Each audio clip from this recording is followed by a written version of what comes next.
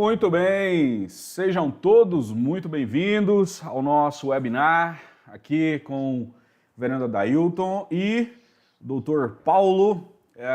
Henrique, muito obrigado mais uma vez, a sua presença é extremamente importante aqui conosco, a todos que estão conosco aí. Bom dia, doutor Paulo, seja bem-vindo a mais uma vez a esse momento aqui, a parte 2 do nosso webinar. Seja bem-vindo. A gente é igual ao Hollywood, né? Tudo que é bom tem continuação, né? Mas é um grande prazer estar aqui com vocês mais uma vez, que a gente possa acrescentar ainda mais, né, um pouco diante daquilo que a gente tratou semana passada, de modo a diminuir a distância entre a realidade e aquilo que a gente acredita em relação a determinados temas, né? Porque às vezes a gente distancia de tal forma que começa a colocar mitos como pontes, né? E aí esses mitos eles acabam distanciando ainda mais e prolongando, aumentando desnecessariamente o sofrimento, né? Ou Exatamente, sofrimentos, né? exatamente. Tivemos um bom feedback da nossa última conversa e creio que vai ser muito importante para muitas pessoas, né? Ainda que esse assunto seja um assunto assim bem cotidiano, é um assunto muito desconhecido, né, irmão? É um assunto Sim, que de fato as pessoas ainda assim não estão muito antenadas, né? Estão bem, ainda há um distanciamento muito grande, né? As pessoas às vezes não sabem conciliar essa ideia com a vida religiosa, né? Sofrimento e vida religiosa, então... mas e é interessante, né? A gente desconhecer uma coisa que simplesmente está na nossa frente o tempo todo, né? Pois é, exatamente, Então, exatamente. é até meio que assustador tal fato, né? De desconhecer algo que é a nossa realidade, é parte da nossa vida, né? Dentro das Exato. nossas igrejas hoje, com certeza, tem algumas pessoas que estão deprimidas. Não é uma, não. Porque a gente tem pelo menos uma. Não, tem É algumas, porque muitas, né? São a muitas, prevalência é alta, né? Às verdade. vezes são sintomas mais leves, às vezes são sintomas muito graves. Mas, assim, é muito fácil a gente vestir a roupa, colocar um sorriso e a igreja, né? Nem todo deprimido vai estar tristonho, não. Tem muita gente que Sim, está sorrindo e te abraçando e por dentro está vivendo dores. verdade. E terríveis, né? Terríveis. Muito bom. Ah, tá. Eu vou mandar um abraço para todo mundo que está nos acompanhando aí. Temos pessoas de vários locais do Brasil. Nossa irmã Simone, que está aí, né? Vanessa, lá da Barra, Reverendo Geazi, várias pessoas mesmo aqui de Porá também, Maria e mais demais irmãos, meu pai, Adão, meu irmão, tá todo mundo ligado aí nesse momento de crescimento. A Ana Cristina também está conosco, né? Muitas pessoas querendo tirar suas dúvidas.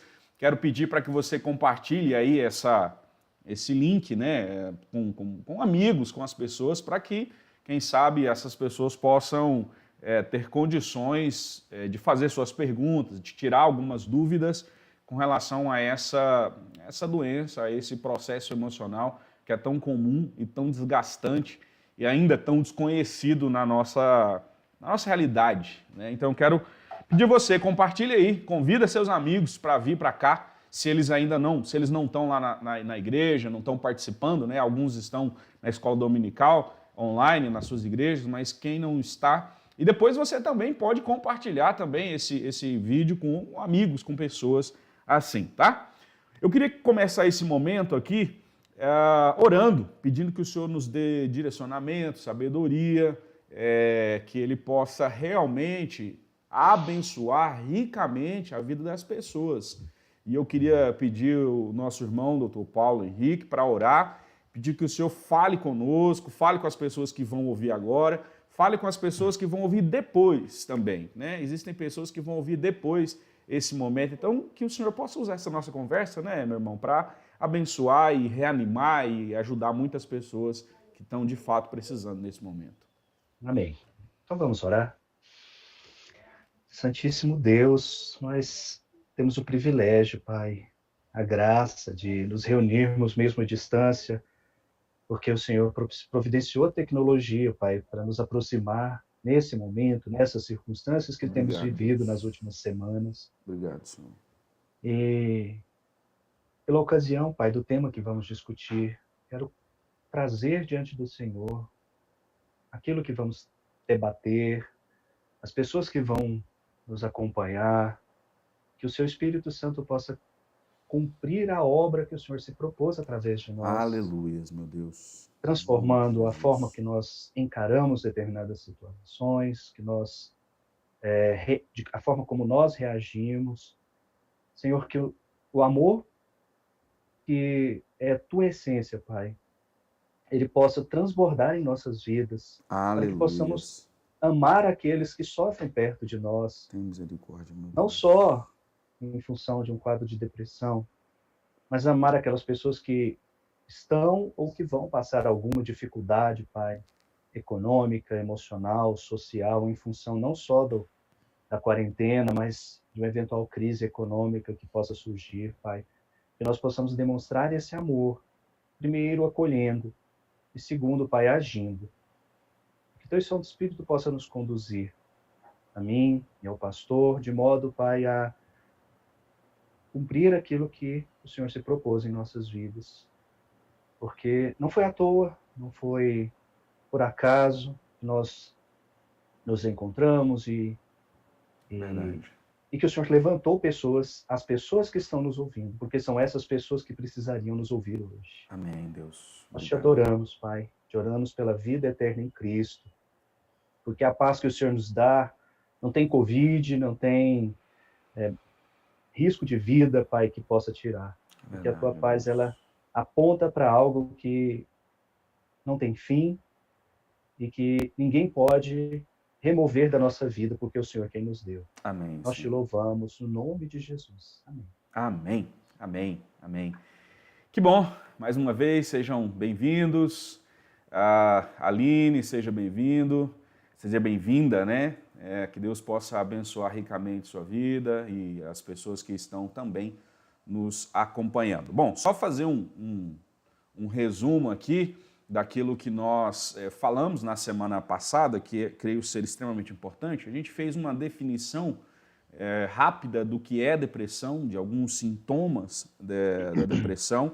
Falamos sobre as causas, né, tanto físicas, sociais, emocionais, e aí, se eu não me engano, o senhor abordou 3 áreas, né, em que a depressão pode ter, a parte perspectiva genética e coisas nesse sentido aí. Se você quiser saber mais, você vai aí tanto no site, no Facebook da igreja, quanto no YouTube, você vai lá e aí assiste novamente, que nós não podemos voltar, senão nunca vai ter parte 2, né?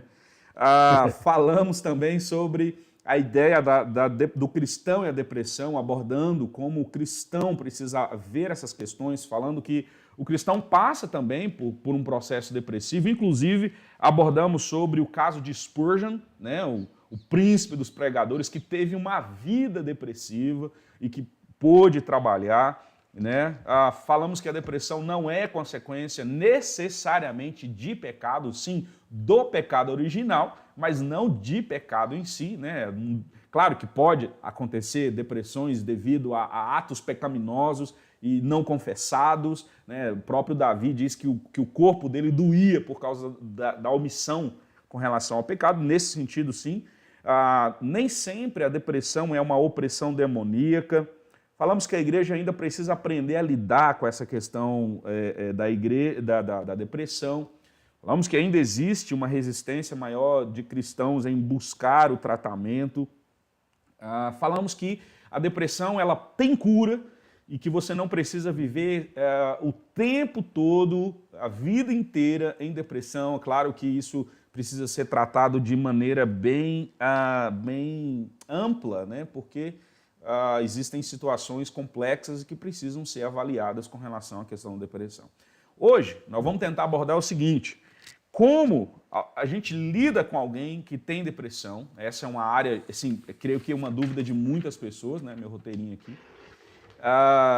Outra coisa, quando é que a gente procura ajuda se você tem depressão ou tem alguém que você, depois dessa conversa, está vendo que talvez tenha um processo de depressão. Nós vamos abordar a Bíblia e a depressão em si, algumas atitudes, né, para lidar com relação à depressão a partir da Escritura, dessas questões todas, e finalmente eu vou novamente dar aqui algumas sugestões de leitura para você, né, para você fazer. Eu vou dar todas as sugestões hoje.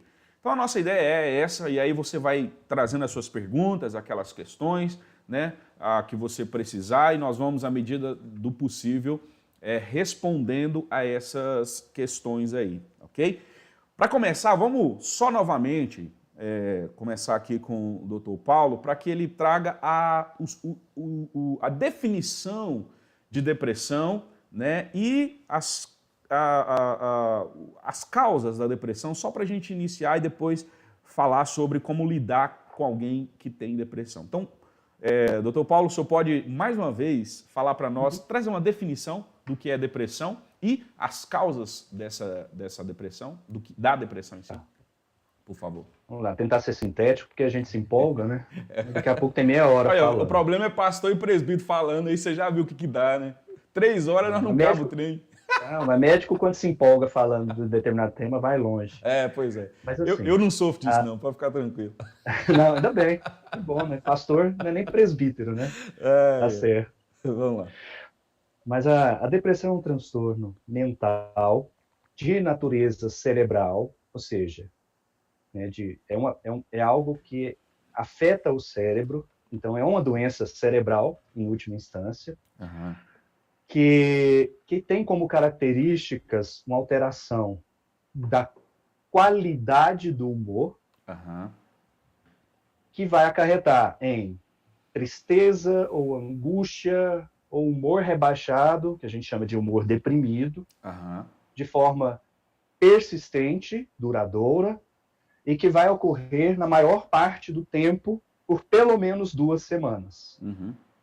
Então, é mito falar assim, uma pessoa deprimida, em algum momento do dia, não pode ficar mais alegre, mais disposta. Isso pode acontecer, mas na maior parte do tempo, ela não está assim. E uma outra característica, como a gente discutiu semana passada, que é central à depressão, inclusive necessária para o diagnóstico, é a perda do prazer ou dos interesses nas atividades que antes eram prazerosas. Por exemplo, uma pessoa que sempre gostou de ir à igreja, sempre teve prazer em estar com a família ou reunir com os amigos, e de repente aquilo começa a parecer algo até sem sentido, que ele não tem motivação, então ele começa a fugir desses compromissos, evitar, ter um comportamento mais retraído. Então são 2 das principais características, e os outros sintomas, eles são, vamos dizer assim, satélites a esses 2 que são centrais. Aí entram diversas formas, diversos sintomas que podem aparecer ou não em várias... tem pessoas que vão ter quadro depressivo e vão ter sintomas muito diferentes, periféricos, vamos dizer assim. Inclusive então, físicos, né? Físicos, claro. Então podem ser desde sociais ou comportamentais, a pessoa se retrai, a pessoa fica mais esquiva, mais arredia, começa a faltar compromissos, ou a render menos. É um esforço muito grande estar naqueles locais, por exemplo, cada dia para ir para o trabalho é muito mais, cada vez mais difícil. E a igreja é um esforço, aí a pessoa começa a faltar, ou vai, mas está ali quase que de corpo, só o corpo. Né? A missa de corpo presente, né? O culto de corpo presente, só está o corpo, a pessoa mesmo não queria estar lá, ela não consegue desfrutar daquele momento ou participar como sempre participou. Sintomas são físicos, né? E aí entram, aqui eu costumo dizer que os sintomas físicos são os que fazem as pessoas procurarem um médico, né? Sonolência, insônia, aumento do apetite, perda do apetite, ganho de peso, perda de peso, cansaço, falta de ar, aperto no peito, dor no corpo, indisposição, enfim, dezenas de sintomas que variam. Esses variam de pessoa para pessoa no sentido de estar ou não presentes. Sintomas cognitivos, né? Então a pessoa começa a ter dificuldade para tomar decisões, para planejamento, para... Daí a perda do rendimento no dia a dia, né? Eu estou no trabalho, eu tenho que raciocinar, eu tenho que tomar uma decisão. Então a pessoa começa a ficar mais distraída, menos... A memória começa a falhar. Às vezes a pessoa chega lá, eu estou com um problema de esquecimento e não estou dormindo bem. Aí quando a gente vai investigar, a gente vai ver que aquele esquecimento, né, não está conseguindo, vem porque não consegue se concentrar e não dorme bem. Aí começa a puxar o fiozinho ali até chegar no fato de que não é aquilo que está causando, ele não é a causa primeira, é uma consequência. Então muitas vezes as pessoas vão pelos que estão sentindo fisicamente, né? Sim. E aí, claro, né, a quarta esfera, porque tem a social, né, a comportamental, a física, cognitiva e a afetiva, que é aquilo que a pessoa sente, né? E as causas, elas passam desde causas genéticas, herdadas, como eu disse, herança genética não é sina. Então, minha mãe tem depressão, meu avô tinha, logo eu vou ter. Não é assim que funciona. Até porque a nossa herança genética não é unilateral, ela é um conjunto de herança entre o pai e a mãe. Então, nós temos vários fatores envolvidos aí, mas que, estatisticamente, incorre no maior risco em relação a pessoas que não têm casos na família. Mas acontece de pessoas que não têm casos na família também terem depressão. Então, o fator genético aumenta o risco, mas não por si só não é o único fator. Por isso que a gente não fala, é só uma herança. A gente tem que entender em que meio essa pessoa vive, qual é o contexto de vida, qual é o momento de vida, os fatores psicológicos, ou seja, como essa pessoa aprendeu a lidar com as adversidades internas ou externas, como ela se vê, como ela lida, como ela reage, como ela responde. E também, às vezes a pessoa vamos dizer assim, sempre lidou muito bem com as dificuldades que se interpuseram na vida dele, sempre... Mas, às vezes, a pessoa está aguentando aquilo por tempo demais, até que um dia, né, todos nós temos o nosso limite. Então, claro. Às vezes, a diferença entre quem está na minha frente e eu pode ser só uma questão de tempo, porque todos nós temos limite. Então, aquela coisa do ser forte, né? Não, mas eu sempre fui forte. O forte é o que é menos poupado, é o que mais apanha. É a bucha de canhão. Né? Tá acontecendo um problema, tem um forte e aquele que a pessoa não acha forte. Quem que ele vai chamar? Falou, fulano, vem aqui, você é forte, você dá conta. Esse vai apanhando, esse vai aguentando. E ele não pode se dar o luxo ou de recusar ou de sentir, porque além dos outros cobrarem, ele mesmo vai se cobrar. Terrível isso. Aí eu pergunto, né, que contrato você assinou de que você é obrigado a ser forte, né? Então Inclusive, o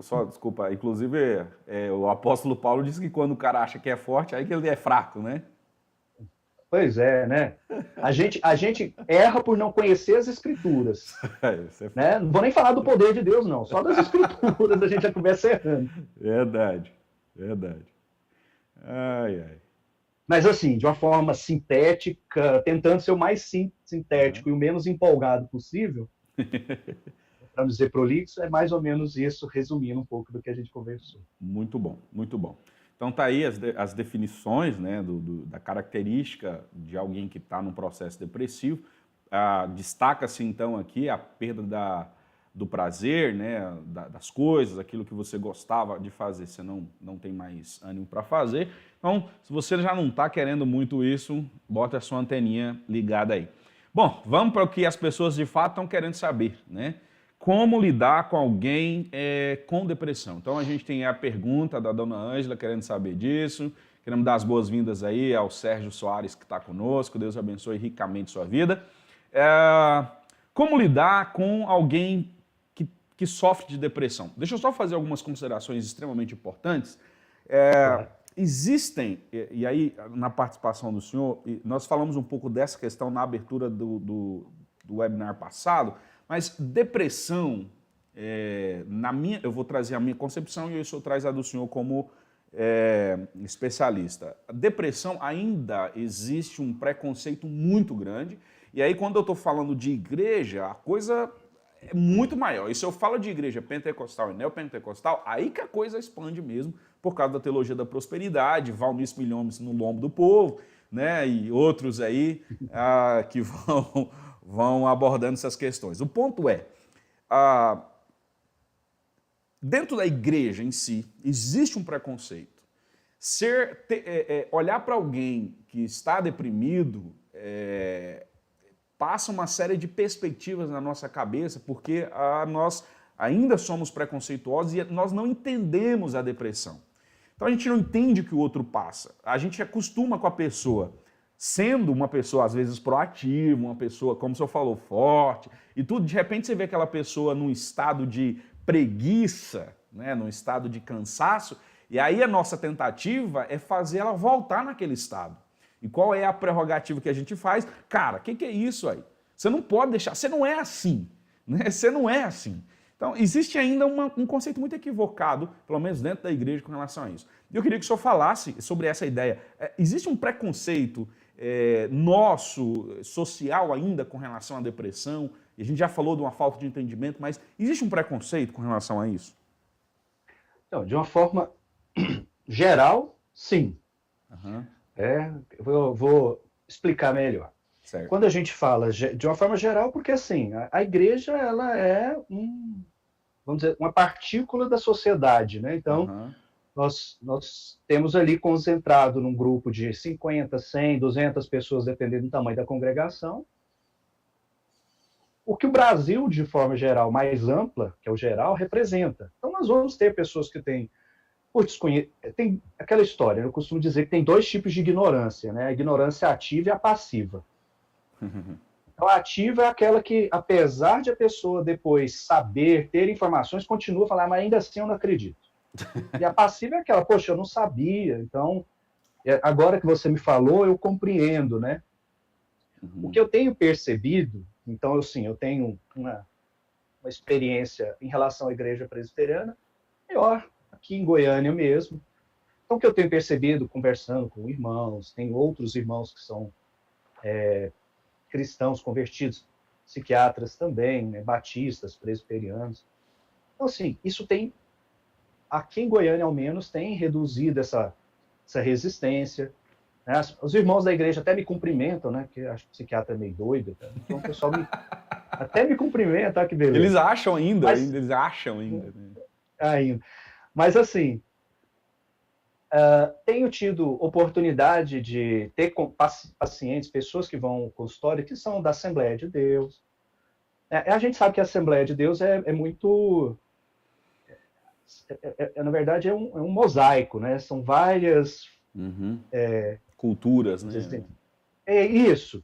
Então, assim, há vários irmãos assembleianos que têm estado comigo, que têm acompanhado, já tive a oportunidade de falar para alguns desses irmãos, seja em reunião de mulheres. Então, a gente tem que diminuir essa distância para que as pessoas entendam que, peraí, o psiquiatra não é nada de anormal, não. Né? Então, mas assim, a gente sabe que ainda existem certas dificuldades, certas ideias pré-concebidas que têm raízes profundas. Daí a importância da gente falar, né? É o trabalho de formiga mesmo. Sem dúvida. Assim, eu faço brincar. O pessoal chega, a gente pensa, né? Psiquiatra, é o médico do doido. Eu faço a piada, eu acho. Tá, né? Pelo menos eu tomo meu remédio e pareço normal, né? Mas a ideia é que as pessoas entendam que nós somos pessoas como elas, nós não lemos pensamentos, né? Tem gente que acha que a gente lê pensamentos. Essa aula eu faltei na faculdade, se teve. Mas a ideia é essa, é o diálogo para construir pontes, né? Para destruir mitos, para trazer compreensão e, sobretudo, alívio para um sofrimento que muitas vezes vai se prolongar desnecessariamente. Exato. Acho que aí a importância dessas coisas como a que nós estamos fazendo, trazendo esclarecimentos também, né? Quero mandar um abraço. Deus usa, né? Deus usa os instrumentos, Deus usa até psiquiatra. Você vê como é que Deus é poder. Mas ele usou uma mula, né? Então, assim... Você vê, usou mula, usa até psiquiatra. Pastor também. Quero mandar um abraço para a tia Laurinda, que está nos acompanhando também. Ela que gosta muito do senhor. E o senhor acompanha, então é uma pessoa muito especial para nós. Minha parceira. Muito bem. Bom, vamos lá então a pergunta que não quer calar. Como a gente lida com uma pessoa deprimida? O que que a gente faz e o que que a gente não faz com uma pessoa deprimida? O senhor, por favor, dá a resposta aí que o povo quer saber disso. Pois é, então vamos frustrar começando com algo que não é nem um pouco mágico nem milagroso. A gente liga com uma pessoa deprimida como a gente liga com qualquer pessoa em sofrimento.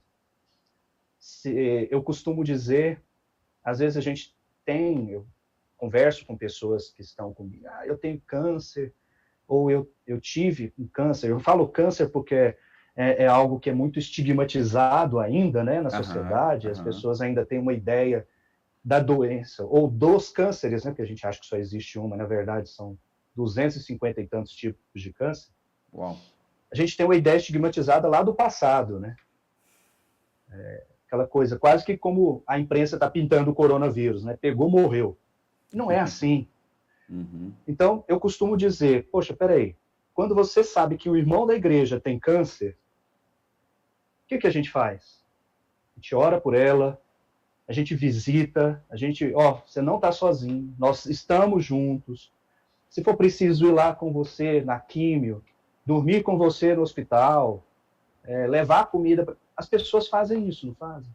Ou pelo menos a gente deveria fazer. E não só, eu estou dando o exemplo do câncer porque é algo que causa esse impacto ainda social. Mas aí a pessoa, fulano está com depressão. As pessoas não têm a mesma atitude de orar com e por, acolher, ouvir, porque é interessante, né, quando a gente vai falar com alguém sobre câncer, parece, assim como num velório, por exemplo, né? A gente chega no velório, sobre o que a gente fala no velório? Sobre não só o falecido, como sobre como a pessoa está, ou ouvir a pessoa falar. Eu acho que é o primeiro passo. Às vezes a pessoa não vai querer falar, mas é importante que a pessoa saiba que ela não está naquele sofrimento sozinha. E aí não é da boca para fora só, é demonstrar isso. Muito bom. Porque a gente tende a fazer o quê? Fulano não está legal, está calado, está faltando. A gente vai lá, a pessoa não quer conversar, porque não é raro o deprimido ficar muado, ficar retraído. Aí a gente fala assim, não quer falar, deixa para lá. Mas tem o outro aspecto, né? Que é aquele que é simplesmente ignorar, né? Porque, às vezes, por a gente não saber como lidar, a gente fala, se a pessoa chega e fala para mim que quer morrer, eu não sei o que eu vou fazer. Então é melhor nem perguntar. Meu Deus do céu. Não é? Quando a gente não sabe, às vezes não sabe como ajudar, a gente prefere nem chegar perto, porque vai que sobra pra gente ainda, né? Vai que eu vou me sentir culpado ainda, né? Vai, né? Então, assim, a gente tem esse medo de alguma forma, de se comprometer, mas em relação à depressão. Mas não tem em relação a uma pessoa que está gravemente enferma e acamada em casa, uma pessoa que está hospitalizada. A gente visita, a gente ora, a gente conversa, a gente ouve, a gente... Sabe? Então, e não é nada diferente do que, por exemplo, se alguém aqui já me ouviu, está me ouvindo agora e já teve no consultório, não é nada diferente do que a gente está fazendo. Então, tem pessoas que eu chego, eu tento, conto uma piada, a gente tenta entender todas as óticas, a gente, claro, sempre com respeito, né, e saber do momento. Uma hora a gente aprende a fazer isso. A gente aprende a rir até da nossa desgraça e achar engraçado. Mas tudo tem seu tempo. Mas o mais importante é isso, é o amor. Fantástico. Amor, é acolher. Como a gente conversou na semana passada, é o que Jesus fazia, né? Jesus amava tanto que acolhia. A única coisa que Jesus não tolerava de jeito nenhum, que ele não acolhia, já dava logo o seu sermão, era com a hipocrisia. Verdade. Com o resto, ele acolhia. A hipocrisia ele não tolerava. Mas o pecado, embora ele não tolerasse, mas ele acolhia primeiro. Então a gente tem que usar esse exemplo de Cristo, né? O irmão está doente, ou está adoecido, ou tá, em qualquer que seja a circunstância. Não vai mudar só porque tem o nome de depressão, ou de luto, ou de câncer, ou de diabetes, né? Então esse é o primeiro primeiro conceito que a gente tem que ter em mente. Aham. Os outros, eles vão advir disso aí. Uhum. Eu vejo que um ponto extremamente importante, né? A Vanessa até colocou aqui que às vezes a gente nem sabe como lidar, né? O que falar. Às vezes não é muito a fala em si, mas é a presença, né? Nós chegarmos para uma pessoa que está num processo depressivo e dizer, olha, eu quero só dizer uma coisa para você, nós estamos aqui, eu estou aqui. E às vezes uma oração, uma leitura bíblica, nós cremos que nesse sentido a palavra é poder de Deus para a nossa transformação. Sim. Mas a pessoa não é crente, ela não sabe disso, não importa, a palavra de Deus ela impacta todo mundo, né? Tanto o crente quanto o Jesus descrente. manda a gente pregar, não manda a gente convencer ninguém. Exatamente. Então, essa ideia primária que eu creio que o senhor tratou muito bem, é de chegar para a pessoa e apenas colocar-se ao lado. Essa é a primeira coisa, né? Só que porque uma das características do processo depressivo é que a gente se sente muito só, muito sem condições, né? Eu falo que eu, que sofri de um processo depressivo e que vou nesse processo de tratamento e acompanhamento, na verdade agora o meu processo é sempre de cautela, né? De precaução. Chega um momento que você se sente absolutamente incapaz. Você parece que não tem nenhum tipo de ação, de condição de fazer absolutamente nada, né? Então, quando alguém chega para você e fala que está ali com você, olha, você não está só. Eu quero que você saiba que eu estou aqui e ora com você, ora por você, às vezes manda uma mensagem, isso já é revigorante. Agora, o que não pode dizer para uma pessoa depressiva de jeito nenhum, escuta isso aqui. E aí, como alguém que teve um processo de depressão, cara, você não é assim. Ô fulano, você não é assim. Tem que sair dessa. Você tem que sair dessa. Né? Ou então, assim, rapaz, como eu escutei algumas pessoas, olha, você só vai sair disso aí quando você mudar de vida. Você não pode aceitar isso para você. Outra coisa, você tem que melhorar, fazer exercício, se exercitar, né? Tem que andar, você tem que mudar de vida. Senão você vai fazer o quê? O que você vai fazer? Cara, isso é a morte. Isso é a morte. Porque quem quer ficar em depressão? Ninguém. E aí você chega para uma pessoa e fala para ela que ela é um derrotado porque ela não consegue fazer um mísero exercício, é terrível, é terrível. Então, isso é o que não se diz. Talvez, nesse ponto, seria... É mais ou menos como chegar aqui em Goiânia tem alguns pontos na rua, né? Algumas praças, alguns becos que são locais de consumo de crack, né? Alguns moradores de rua, outros que nem são. Eu tive a oportunidade de trabalhar durante 4 anos com moradores de rua, usuários de drogas. E é a mesma coisa você chegar para um deles e falar assim, rapaz, você tem que sair dessa vida, largar esse negócio. O que ele vai dizer para você? Não, eu tenho que largar essa porcaria mesmo, isso aqui é ruim demais. Mas ele está tão aprisionado dentro daquele contexto que ele sabe que faz mal, mas ele não consegue sozinho. Assim como você perguntar para alguém que fuma, rapaz, você tem que largar isso, mata, dá câncer. Não, mata mesmo. Tem alguns que vão dizer até ciricamente, mas eu não estou com pressa, mata devagar. Então, tipo isso. A gente tem que ter certos cuidados, porque, de fato, às vezes a pessoa não consegue sequer comunicar aquilo que está sofrendo. Ou seja, não consegue traduzir em palavras, ou acha que não consegue, né? Traduzir em palavras o sofrimento. Tem gente, não sei nem o que falar sobre o que eu estou sentindo. Não, fala. Só fala. Porque, assim, quando a gente... E aí é um compromisso que tem que ser individual. Porque a igreja... Não, tem que ser eu, tem que ser a pastora Dail, tem que ser um indivíduo. Porque quando a gente põe para a igreja, é uma coisa genérica, a gente meio que tira o corpo fora. Até para a hora que alguma coisa dá errado, a gente fala, porque a igreja não faz nada. Nossa, a igreja não toma atitude, a igreja sou eu. Então começa comigo. E quando aquela pessoa que está em sofrimento, mesmo que num primeiro momento ela não se disponha a falar com você sobre aquilo, mas quando ela percebe o seu comprometimento, no sentido de se importar, de estar ao lado, ela vai confiar em você. Até para aquelas pessoas que muitas vezes são mais resistentes a a busca por algum tipo de apoio, né? Você se torna um ponto de referência. Exato. E quando algo acontecer, aquela pessoa sabe que vai poder contar com você. Exatamente. Né? E eu acho então, o comprometimento ele tem que ser individual. Né? A gente tem muito disso, a igreja. Poxa, a gente põe na conta da igreja para tirar da nossa conta. Né?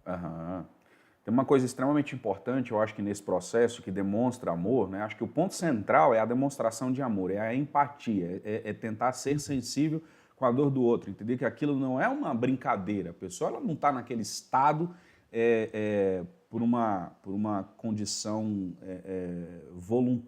volitiva, ela não quer aquela situação.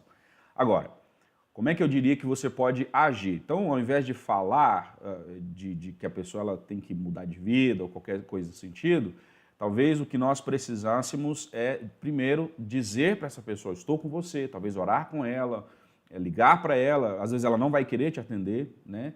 Falar, deixar que ao momento que ela vai se abrir, ela vai falar com você. Agora, uma coisa que trava uma pessoa depressiva são os afazeres. Uma mulher que passa por um processo depressivo, como é que o marido poderia ajudá-la? Então, ela levanta cedo, ela precisa disso, ela sabe que ela tem que arrumar a casa, ela sabe que ela tem que limpar as vasilhas, ela sabe que ela tem que lavar a roupa. Só que olhar para essas coisas e perceber a incapacidade traz um senso de culpa muito grande. Então, nesse sentido, o que o marido faz? Ele vai lá, limpa a casa, lava a vasilha, arruma as coisas. Isso tira um certo fardo. A irmã da igreja sabe que fulano está com depressão, um dia vai lá, limpa a casa dela, faz o almoço para ela, traz um certo alívio para essas pessoas, né? Trazer essas questões.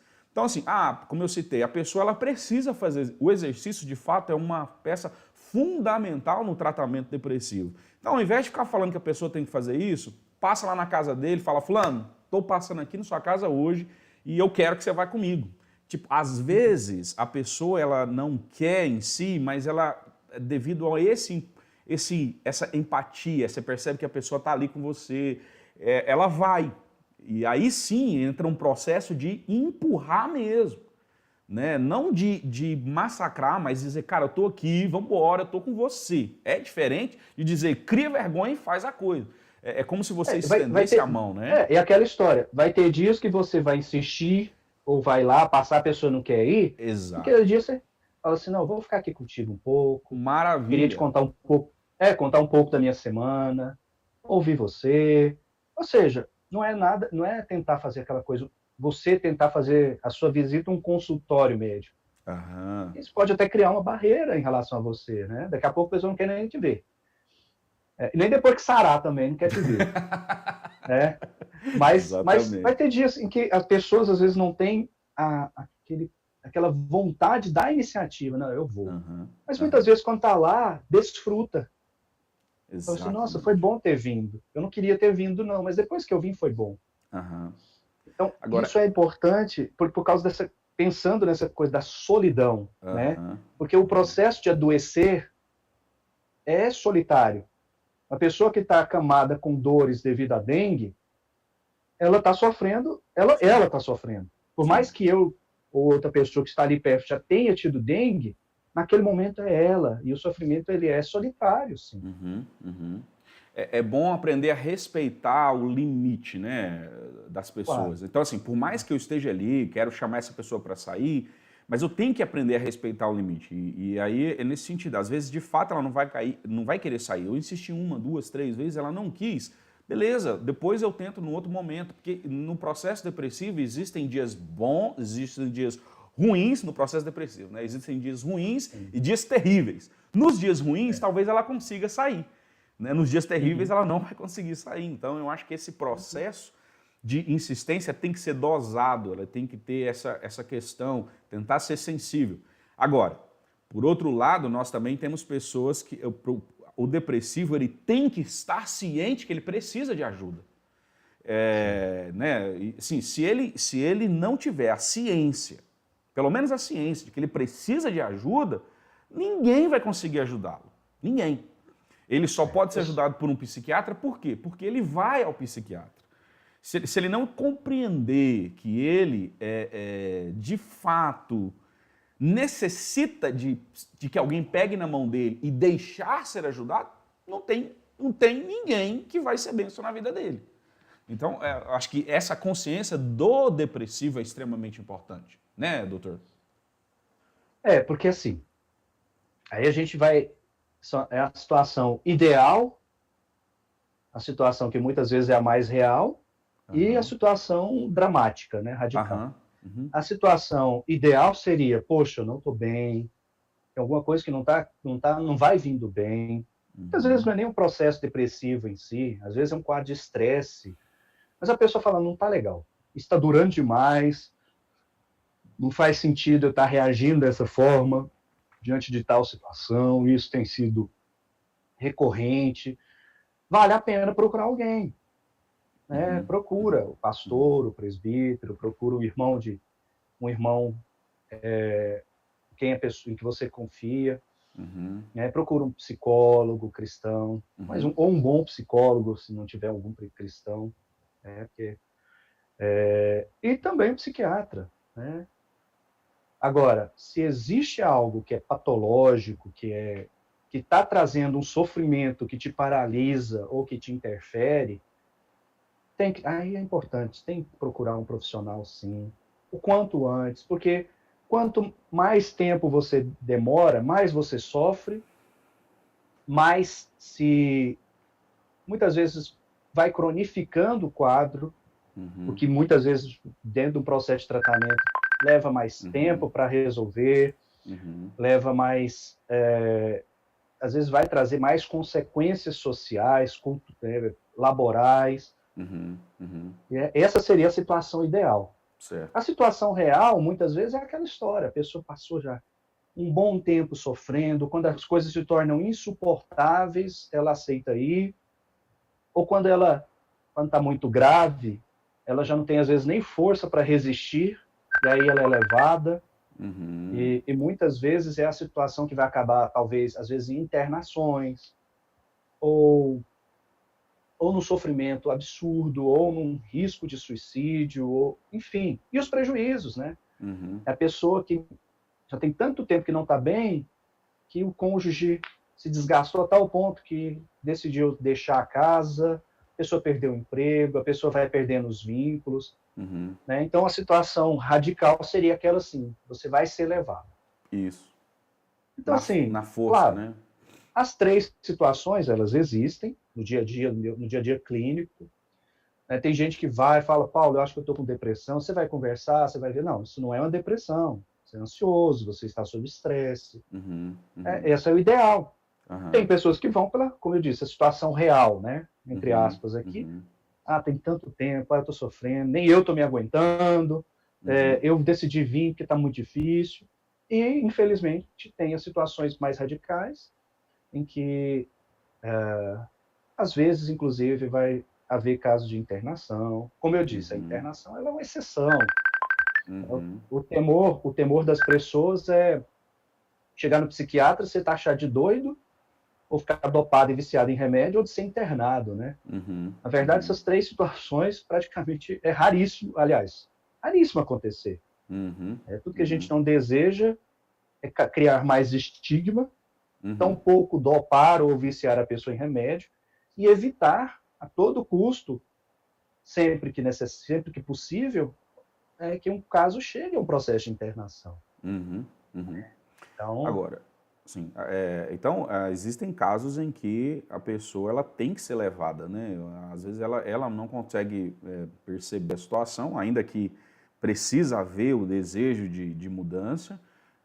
Em algumas situações você tem que levar essa pessoa, né, de maneira mais forçada, para que depois esse desejo de mudança venha. Ela está numa situação, às vezes, tão complexa que nem a vontade da mudança ela quer, a não ser a morte, né? Ela não quer mais nada. Então, talvez, são casos, talvez, que, não, pelo menos no gabinete pastoral, são menos frequentes, mas, às vezes, você encontra pessoas que você fala com ela, olha, você precisa de ajuda e tal, ela fala, não, é verdade, eu preciso de ajuda, eu não sei. Outras pessoas, elas nem querem isso, então aí é hora de agir de uma maneira mais radical, né, doutor? De uma maneira mais grave. Pode falar. E saber também, né? Tô olhando aqui algumas das participações do pessoal, né? Aham. Da gente ter em mente que a nossa visão cristã é, como a gente falou da semana passada, né? Que tudo aquilo que nos acontece para o nosso bem, Aham. né? A Núbia aqui mandou uma mensagem perguntando se a depressão pode ser considerada uma maldição, por exemplo, Uhum. né? Uhum. Então, eu acredito que eu vou nem entrar no âmbito da palavra maldição. Eu Uhum. acredito que assim, Núbia e todos aqueles que nos ouvem, acredito que tudo o que nos acontece passa pela permissão de Deus. A gente tem o exemplo lá de Jó, né? Uhum. Uhum. Então, assim, pessoas jogar uma maldição, jogar uma praga, ou, enfim, qualquer coisa nesse sentido, Uhum. aquilo só vai vir a acontecer se Deus permitir. E o Uhum. mais importante é qual é a pergunta que a gente deveria e deve se fazer, qual é o propósito que Deus tem para comigo em relação a isso. Uhum.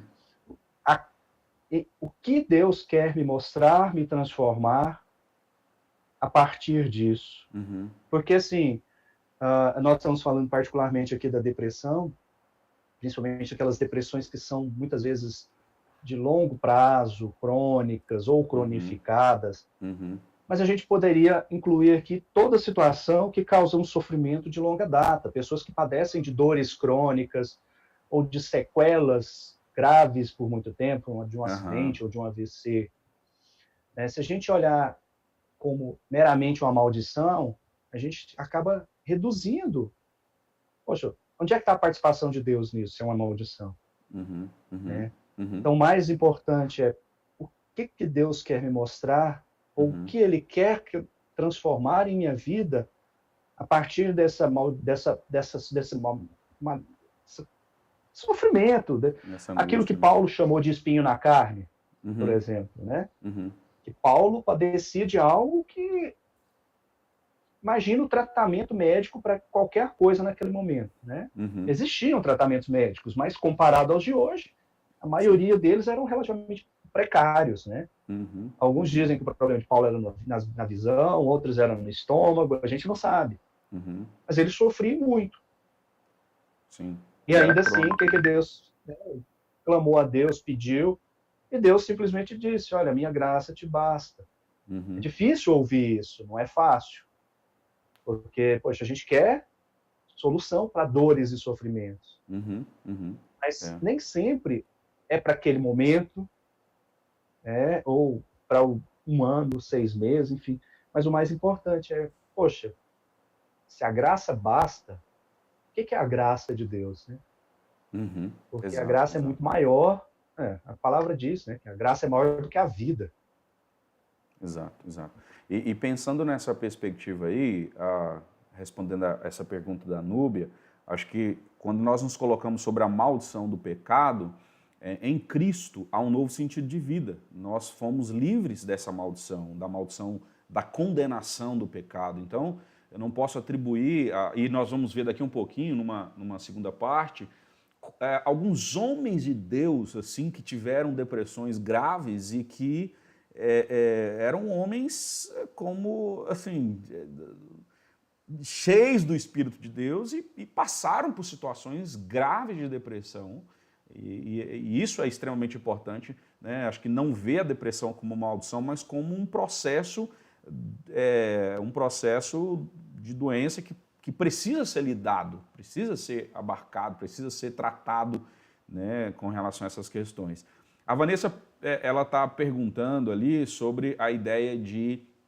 Primeiro, uma pergunta da dona Ângela que foi feita lá atrás quando ajudar uma pessoa que ela não quer ajuda de jeito nenhum, o que a gente faz? Eu vou trazer a minha perspectiva e o doutor vai trazer a perspectiva dele aí. Bom, no meu ponto de vista, a gente precisa observar sobre o que é de fato, se é de fato um processo depressivo que aquela pessoa está passando. E aí, acho que ressaltando aquela questão de estar com essa pessoa, de dizer, olha, eu estou com você, orando por você, orando com você, né? em um determinado momento, eu creio que essa pessoa ela vai se abrir. Agora, se a situação dela se agrava, se a situação dela é uma situação mais complexa, e isso tem trazido transtornos terríveis, eu acho que aí entra aquela questão que o doutor tinha colocado de talvez uma intervenção um pouco mais drástica, né? Botar essa pessoa no carro, olha, vamos ali, onde? Quando você pensa que não, para na porta do psiquiatra, fala, você vai entrar? Não, não quero, vai entrar assim que você está precisando. Então, assim, eu acho que existem essas duas questões, de dar um tempo, né, para que a pessoa, você se coloque ao lado, sempre com empatia, sempre com amor, mas se for o caso, numa situação mais grave, na minha visão, a intervenção mais drástica, né, nesse caso aí, se você percebe. Agora, se é uma questão de lidar com mudanças em si, não só um processo de depressão, a gente depende completamente do Senhor e na hora que Deus quiser, vai mudar. Né? Vai mudar. Essa é a minha perspectiva. Não, mas o que você acha? Passa por isso aí mesmo. A gente que está se dispondo a ajudar, né, pelo nosso lado, ajuda a gente a se preparar, compreender o que... poxa, peraí. Se eu acho que parece uma depressão, deixa eu entender um pouco mais. Deixa eu ler um pouco mais. Ora, se aconselhe com outras pessoas. Esteja, como eu disse, próximo àquela pessoa, demonstre, né, para aquela pessoa, deixe claro e de forma prática que aquela pessoa pode, de fato, contar contigo, porque isso vai diminuindo aquela barreira, aquela atitude defensiva que a pessoa já tem em relação a você. Né?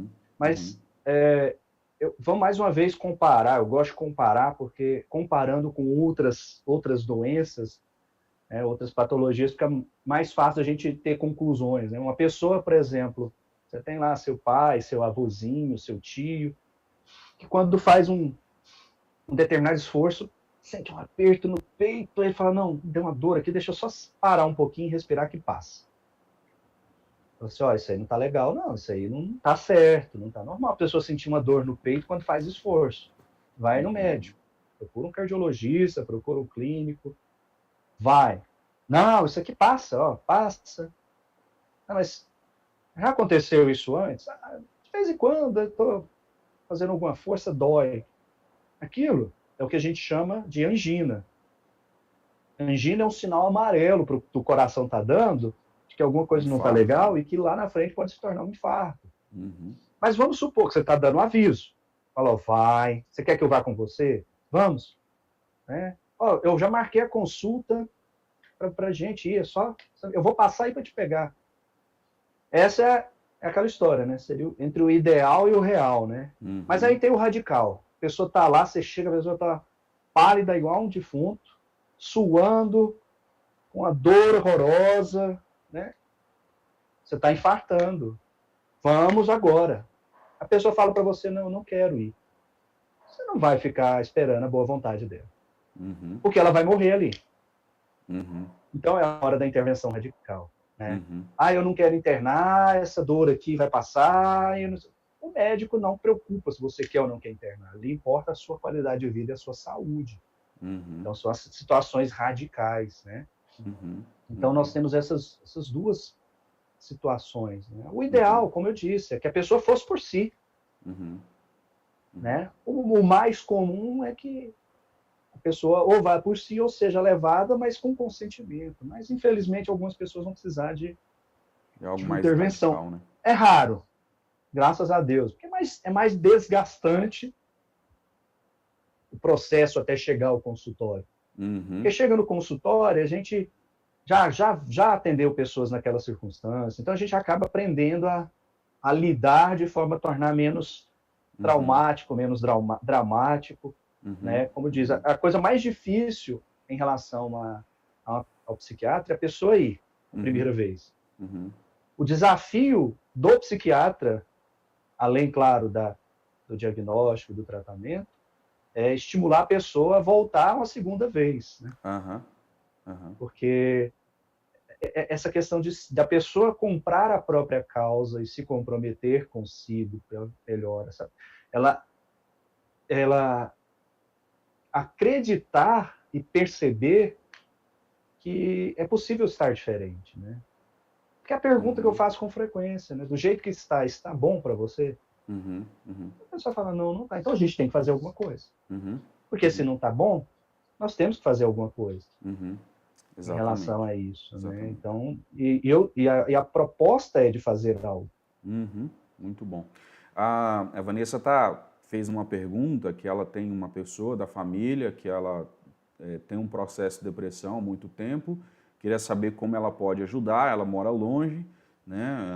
O que ela poderia fazer para poder caminhar. Vamos para essa resposta, depois tem um comentário, outra pergunta do Adeilton, mas a gente vai dar um intervalo aqui com um vídeo falando sobre o sentido da vida. Então vamos só responder essa questão da Vanessa, vou colocar o vídeo para você perceber que o sentido da vida está em Cristo. Então, assim, por mais que nós estejamos falando de tudo isso, claro que na nossa cosmovisão nós vamos caminhar sempre para o Evangelho.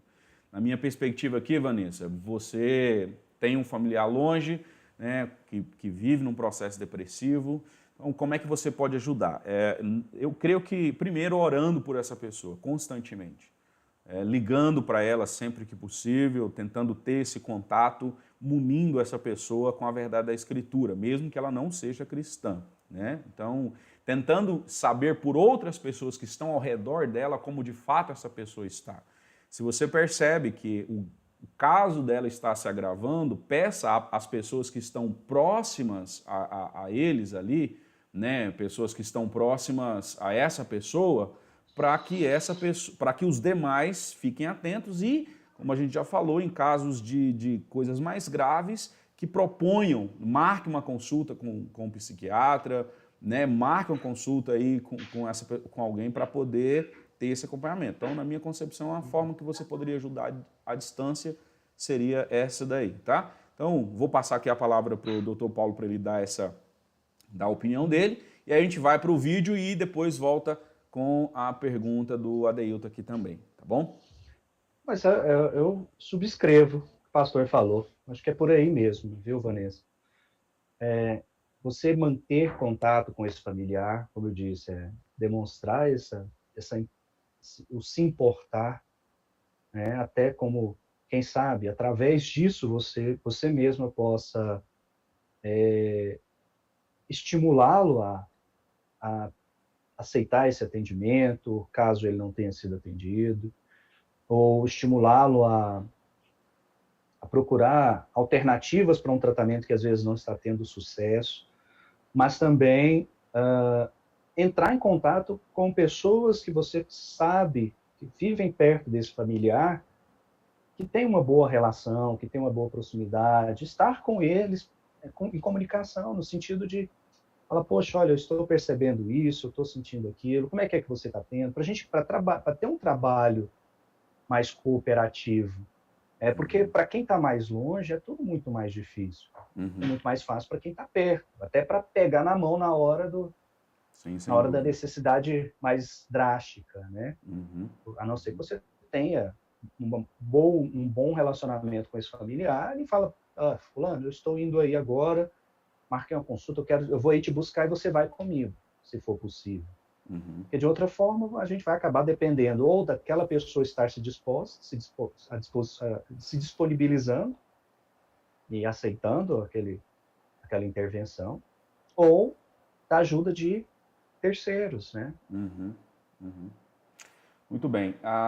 Tem uma outra pergunta da Aline, mas eu vou passar o nosso vídeo aqui mostrando o sentido da vida, e aí então a gente vai para essas perguntas e depois mostrando quando é que a gente procura ajuda, falando sobre alguns aspectos de homens de Deus que passaram por depressão, finalizando com algumas atitudes de como lidar com a depressão, né, dando sugestões e depois finalizando com alguns livros que eu gostaria de sugerir. Então preste atenção nesse vídeo aí, tá? E nós já voltamos aqui com as perguntas que foram feitas aqui. Um dos piores sentimentos que se pode imaginar é o sentimento de solidão. Por isso que ficar preso na solitária é uma das punições mais cruéis que já existiram na história humana. Sim, fomos criados para ter relacionamentos. A coisa mais significativa que existe na vida é ser reconhecido de verdade por outra pessoa. Mas isso também pode ser bem assustador. Afinal, E se eu desapontar as pessoas? E se alguém descobrir quem eu realmente sou? Eles vão perceber que não são realmente capazes de me amar? Como encontrar relacionamentos verdadeiros? A Bíblia fala sobre tudo isso. O desejo de Deus para nós é que tenhamos amizades verdadeiras, que sejamos parte de uma família, que possamos criar coisas e compartilhar nosso trabalho com outros. E enquanto isso, a gente depende de Deus como nossa fonte de amor e vida.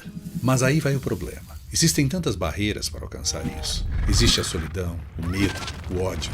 A Bíblia afirma que essas coisas são o resultado de estarmos desconectados de Deus. Sem Deus, não sabemos de verdade quem somos. Mas no centro da história da Bíblia está Jesus, que quer nos trazer de volta a um relacionamento com Deus.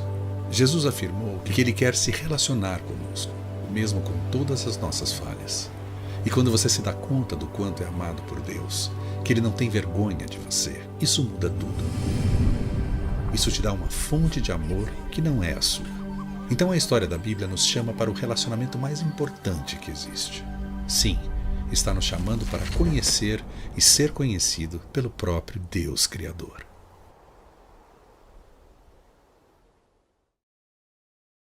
Muito bem, viu? Você precisa ser conhecido e conhecer o Deus Criador para, de fato, trazer paz, ânimo, alegria para o seu coração, né? Senão, não tem mesmo como mudar essas questões. Muito bem, então vamos aqui para uma questão extremamente importante, onde o Adeilton colocou o seguinte: eu queria começar agora a trabalhar já quando que a gente deve procurar ajuda, seja para o pastor, né? Procurar ajuda para o pastor, procurar ajuda para um psiquiatra, também emendando aqui a pergunta da Vanessa sobre a ideia de que os remédios podem ser um problema, se os remédios de fato podem ser solução, enfim. Ok, vamos para algumas perguntas aqui importantes. Quando é que a gente pode procurar ajuda? Mas antes disso, o Adeilton colocou o seguinte: a depressão é uma ação de Deus para que as pessoas venham nascer de novo ou simplesmente é uma doença física normal como as demais doenças? Eu vou responder da seguinte maneira: as duas coisas. Tanto é uma questão física normal como as demais doenças, mas Deus ele pode usar de diversas formas, inclusive de um processo depressivo, para chamar alguém de volta. O Adeilton, por exemplo, creio que Deus o convocou para a sua graça em um momento depressivo, né? Então, creio que por causa disso ele está fazendo essa pergunta. Aprove a Deus arrancar todas as suas coisas, né, deixá-lo num estado depressivo para trazê-lo de volta. Então, eu não posso dizer que a depressão é em si uma ação, porque nem todas as pessoas que têm depressão nascem de novo, mas eu quero dizer que Deus pode usar da depressão como um meio para trazer as pessoas para Ele, sem sombra de dúvida. Então, agora, a depressão sim é uma doença física, mental, normal, e como as demais doenças, né? Bem, você quer passar aqui, pode passar, que o povo te vê também, vê sua barriguinha, não tem problema não. Então, o que acontece? Entenda dessa maneira: existem duas características, né, que nós precisamos entender nesse sentido aí. Eu queria que o senhor colocasse essa perspectiva aí, se concorda, se discorda, e se discorda, pensa de outra maneira. Quem sou eu? Eu concordo plenamente. Tudo que eu vier falar vai ser mera repetição do que o senhor já disse. Outra questão aqui que foi colocado, a Aline está perguntando assim, eu acho que é extremamente importante a pergunta dela aqui: o pânico é consequência da depressão ou esse é um outro quadro isolado? E a maneira de lidar com uma pessoa que tem pânico é a mesma maneira de lidar com alguém que tem depressão? Pergunta fantástica isso aqui. Uhum. Não, o pânico é uma situação completamente diferente da depressão, embora, em alguns casos, a pessoa pode apresentar as duas situações. Uma pessoa deprimida que tenha ataques de pânico, né? Então, são situações diferentes, sofrimentos diferentes, não vou dizer pior ou melhor, ou menor ou mais, né? Porque o sofrimento, o que a gente está passando é o pior porque é o que a gente está passando. Uhum. Então, se eu estou deprimido ou se eu estou um quadro de síndrome de pânico, eu vou estar sofrendo. A questão aqui é o sofrimento, né? O que é pior ou melhor.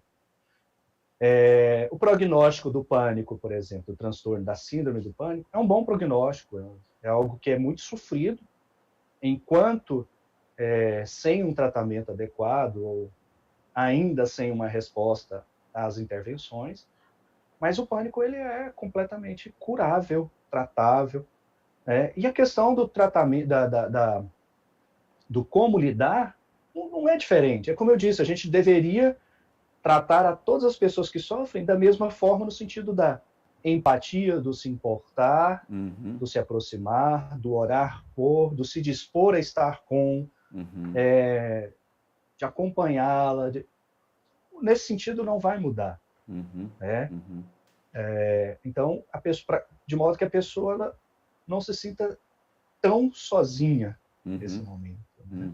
Muito bom, muito bom. Então tá aí, Aline, sua resposta. E se você tem sofrido com isso, tem solução para você, viu?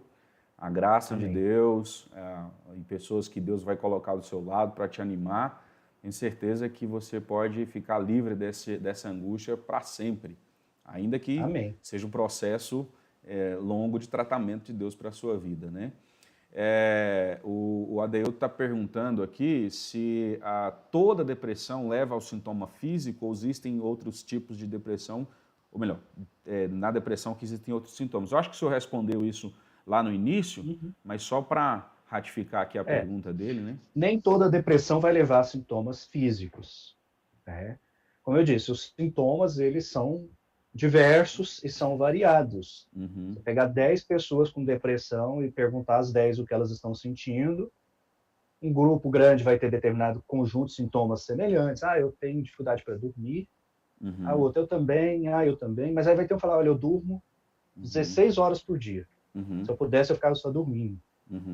Assim, os sintomas físicos, eles são muito frequentes, são muito comuns na depressão, embora eles não sejam necessários para que se faça um diagnóstico de depressão.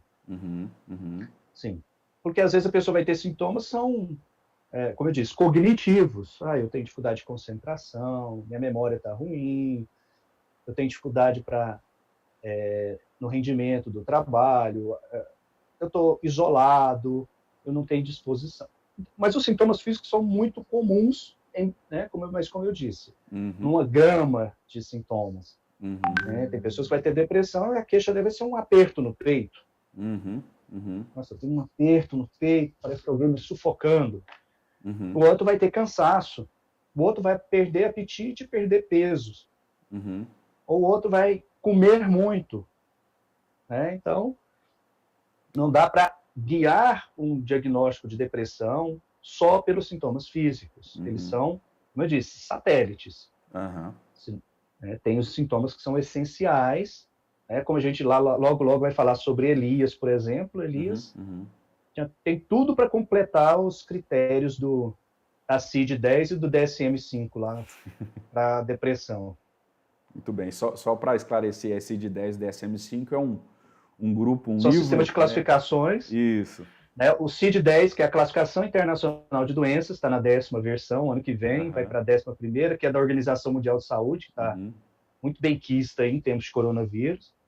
E o DSM-5 é a classificação da Associação Psiquiátrica Americana. Nós, aqui no Brasil, nós usamos a CID, porque o Brasil assina a Convenção da Organização Mundial de Saúde.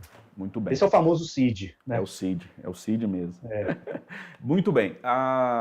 Esperamos ter respondido essa ideia aí. A pergunta agora é o seguinte: quando é que a gente procura ajuda? E eu acho que o Geazi colocou aqui uma pergunta que é bem interessante, eu acho que vem numa dinâmica cronológica, se eu pudesse usar dessa maneira. A pergunta dele é assim: aplicar a medicação em casos de depressão é a regra para todos os pacientes?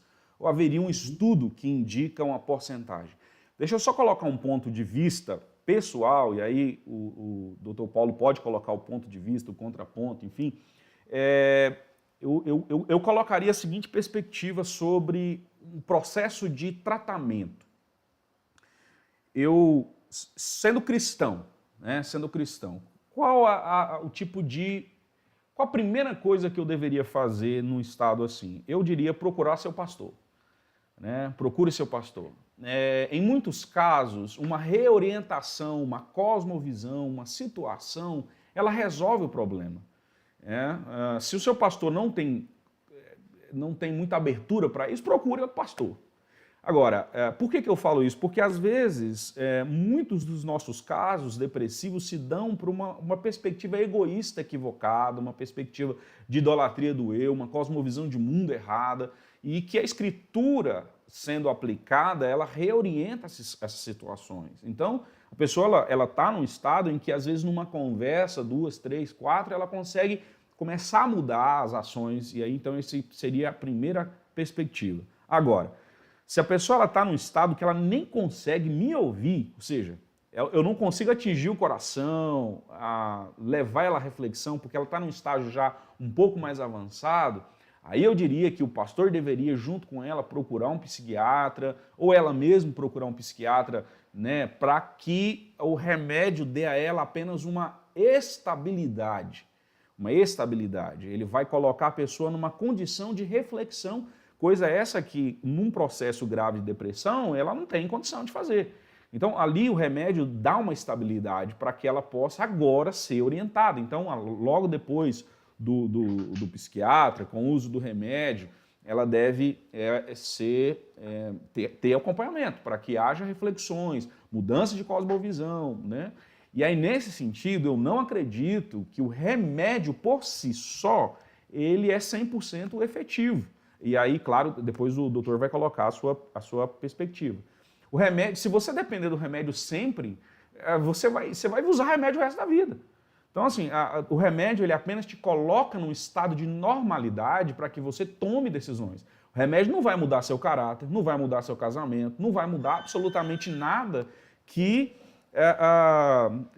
tenha a ver com suas transformações pessoais. Então, por isso que eu vejo que nem sempre a depressão em si ela será curada com remédios, né? Nem sempre a depressão, o remédio é a solução final.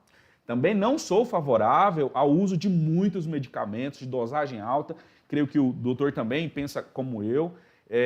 Existem picaretas, médicos picaretas que vão dopar as pessoas porque elas ganham na quantidade de medicamentos receitados. Então, até na procura de um médico, precisa você ter uma indicação boa, uma pessoa que seja de confiança, com um bom caráter, com boa índole, para que ele não seja alguém que esteja ali só querendo ganhar dinheiro e prender você no consultório 2, 3, 4 anos. Então, eu acho que pensar nessa perspectiva de, primeiro, procurar uma ajuda pastoral, se for o caso, caso não seja possível procurar nenhum pastor, procure um psicólogo que tenha uma perspectiva interessante, uma perspectiva correta, uma perspectiva cristã, né? E aí, se a coisa não... Se for um caso mais grave, aí sim eu diria procure um psiquiatra e faça uso do medicamento controlado, né? Bom, essa é a minha perspectiva que eu acho que pode trazer mudanças efetivas, mudanças transformadoras para a vida da pessoa. Então, nesse sentido, estava respondendo a pergunta do Geazi, eu acho que a medicação, na minha visão, não é a solução total para todos os casos de depressão, precisa ser avaliado dessa maneira, tá? Vou pedir o Dr. Paulo que dê a perspectiva dele, perspectiva técnica dele. A questão é assim, a medicina é uma ciência de meios, ela não é uma ciência de fins. Uhum. Então, embora a gente atue como ciência de meio, com um propósito final, mas a gente não tem como garantir aquele propósito. Uhum. Então, eu realizo uma cirurgia com o objetivo de tratar aquela pessoa, mas eu não tenho como ter a plena certeza de que não vai haver uma complicação, de que algum imprevisto, uma infecção, enfim. Uhum. Muito bom. É onde o médico devia aprender a depender de Deus, né? A gente é um meio de ação, né? A gente não é o fim. Nesse sentido, quando a gente fala, sempre vai haver medicamento, nem sempre. Por exemplo, nós temos, lá, a gente falou sobre as as gravidades da depressão. Então, um processo de depressão leve, que não é menos sofrido, é sofrido, é porque é chamado de leve, que não causa dor ou Angústias, né? prejuízos, mas é aquela depressão que é mais comum, em que as pessoas ainda conseguem manter a sua rotina. Às vezes com um pouco mais de esforço, mas com sofrimento, mas conseguem trabalhar. É aquela que diz, nossa, fulano tinha depressão, nem sabia, né? A pessoa ainda consegue vestir uma máscara ali social e resolver as coisas, com alguma perda, mas nessas circunstâncias, nem sempre vai haver necessidade da medicação, né? A gente tende, nessas circunstâncias, sempre que possível, encaminhar a terapia. Assim, olha, vamos a terapia para intervenção na crise, e a ideia, o objetivo final é, apesar, né, aquela história, já que há um processo depressivo, aproveitar-se daquele processo depressivo para mudanças de perspectiva, ou seja, está tendo uma coisa ruim, mas vamos pelo menos tirar algum proveito disso no fim, né? Mudanças, né, de caráter, de atitudes, aquilo que o pastor bem falou, porque a medicação, de fato, ela não vai mudar caráter. Se a medicação mudasse caráter, a gente jogava isso aí na ala lá, dominada pelo PCC, pelo Comando Vermelho, a gente ia restaurar a sociedade. Não existe isso. Quem muda caráter é o Evangelho. Né? Então, mas naqueles casos, mesmo nas depressões leves, em que há um maior prejuízo, as depressões moderadas e as graves, a gente entra, sim, com a medicação. A medicação, ela é importante. Sempre a gente vai procurar a menor número de medicamentos possível. Raros são os casos, aí são casos mais graves, são casos mais crônicos, em que a gente vai ter que fazer associações de medicamentos. Então, assim, é raro, mas infelizmente em algumas raras situações a pessoa vai precisar ali de 2 ou 3 ou 4 medicações para atingir uma estabilidade, para ficar bem. É tudo que a gente tenta evitar, mas tem situações, como a pressão alta. Tem pessoas que têm hipertensão e vão tomar 3, 4 remédios diferentes, e geralmente é assim, né? Tem pressão alta, geralmente ou tem diabetes, ou tem problema de colesterol, ou tudo junto, vai tomar 6, 7. Mas assim, o propósito da medicação é atuar dentro do processo depressivo. Fazendo com que a pessoa esteja melhor dentro daquilo que é patológico, clinicamente patológico, de modo que os processos terapêuticos, e mais uma vez eu ponho no plural, porque aqui eu entro, a terapia psicológica, que é a técnica especializada, o acompanhamento pastoral, a fé transformadora, a leitura, a meditação e a oração reflexivas diante da palavra de Deus, é isso que vai modificar os fundamentos sobre o qual a doença muitas vezes vai surgir. Quando eu digo os fundamentos, personalidade, caráter, atitude frente a situações adversas da vida. Então, na verdade, é isso, né? Muito bom. E o propósito da medicação sempre é de que se tenha início, melhora e fim. Na maioria das pessoas é isso que vai acontecer. O objetivo não é deixar viciado, dependente, ou dopado, ou babando, ou lesado, ou fazendo... Ou dormindo o resto da vida. De modo algum. O propósito é, mesmo naquelas situações em que a pessoa vai usar medicamentos por um longo período de tempo, nas exceções, ou seja, aquelas depressões que são crônicas ou recorrentes, o propósito é, ainda que nessas pessoas tenham que tomar medicações por muito tempo, que, como eu disse, são situações as menos comuns, o propósito é que essa pessoa tenha a melhor qualidade de vida, não é? É dormir quando tiver que dormir, ter prazer para desfrutar as coisas, né? Ter disposição, esse é o objetivo. Claro que em algumas circunstâncias isso é um pouco mais demorado, mais difícil, mas não é causar qualquer tipo de dependência. Né? Aproveitando aqui, um abraço, agora é pastor Geazi, né? Conheci na época de seminarista ainda, né? Um abraço, Geazi, foi um prazer revê-lo, ou falar contigo novamente. Coisa boa, Geazi é do coração, meu amigo do peito aqui. Isso é extremamente importante. Eu acho que pensar nessas questões nos trazem muita maturidade, né? O Enio aqui está perguntando sobre a questão da ansiedade. Se ansiedade, pensamento acelerado e procrastinação são sintomas iniciais da depressão, né? Eu creio que não em si, mas vamos lá, doutor. Assim, podem ser, mas não necessariamente. Uhum. Ansiedade, o que o pessoal chama de pensamento acelerado, que é aquela coisa, eu não consigo desligar, eu estou sempre pensando, né? Uhum. Procrastinação. Isso pode ser sintomas, por exemplo, só de estresse ou da própria ansiedade. Ou do caráter, não né? necessariamente. Também, tem a questão da personalidade também. Uhum. Tem gente que tem uma personalidade ansiosa. Uhum. Mas, assim, a regra, né, ficar assim, se a gente puder estabelecer uma regra, está disfuncional, está causando sofrimento, está prejudicando, procura ajuda. Muito bom. Sabe? Como eu disse, pode não ser nada de grave, nada de, olha, meu Deus, tem que entrar com remédio. Não, nem não necessariamente. Uhum. Às vezes é caso de readequações internas e, a partir daí, externas, diante das circunstâncias que a gente vive. Uhum. E muitas vezes isso é o suficiente e suficientemente definitivo para que essa pessoa nunca mais passe por isso e tampouco precise tomar medicamentos. Né? Muito bom.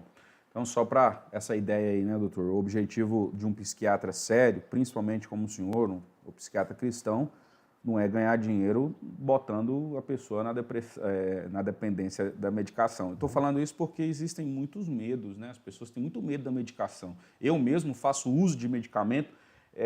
Teve um momento em que eu achei que eu estava bem, como todo mundo quer largar a medicação, aí me lasquei. Então, assim, deixa que o médico vai tirar no momento certo, vai aumentar no momento certo, mas o objetivo clínico não é te tornar dependente do medicamento, pelo contrário, é apenas te ajudar nesse processo. E aí nós iríamos, procure meios para que o tratamento seja complementar, meios terapêuticos. Se você tem um pastor capaz de te ajudar, procure. Se não, eu diria, em segunda instância, procurar um psicólogo coerente, cristão. Se não for cristão, não tiver jeito mesmo, procure um que pelo menos seja bom, né? Uma pessoa que vai poder te orientar nisso daí, né?